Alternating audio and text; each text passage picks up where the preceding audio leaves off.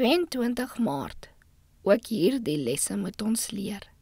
Geduld, want julle het lydsaamheid nodig, om nadat julle die wil van God gedoen het, die belofte te verkry. Hebreërs 10 vers 36.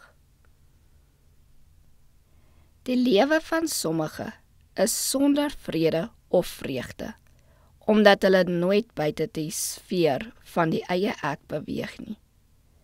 Hulle soek gedurig by ander mense simpatie.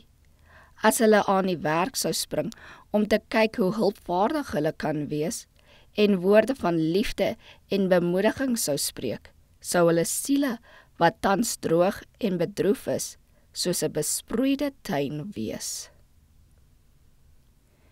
U moet in die skool van Christus kosbare lesse van geduld leer.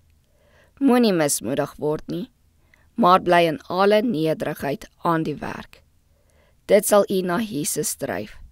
Dit sal u daartoe bring om die patroon te bestudeer. U moet werk soos Jesus gewerk het.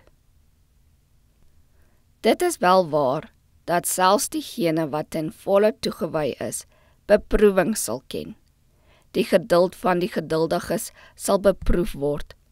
Dikwels is stilbly die kwaaiste teregwysing vir die een wat met sy lippe gesondig het.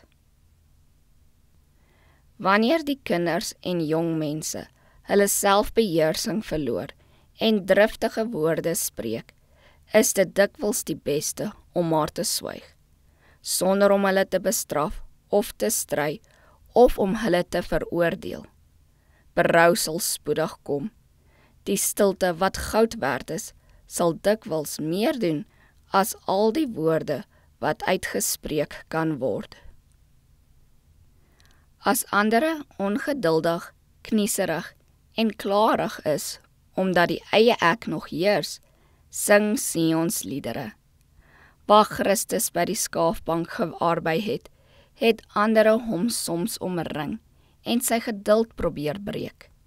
Maar hy het dan van die pragtige psalms gesing, en voordat hulle dit besef het hulle saam gesing, as te ware deur die krag van die Heilige Gees wat daar was, beïnvloed. Christus se volmaakte voorbeeld en die genade van God word aan die mens gegee om hom in staat te stel om sy seuns en dogters te leer om seuns en dogters van God te wees.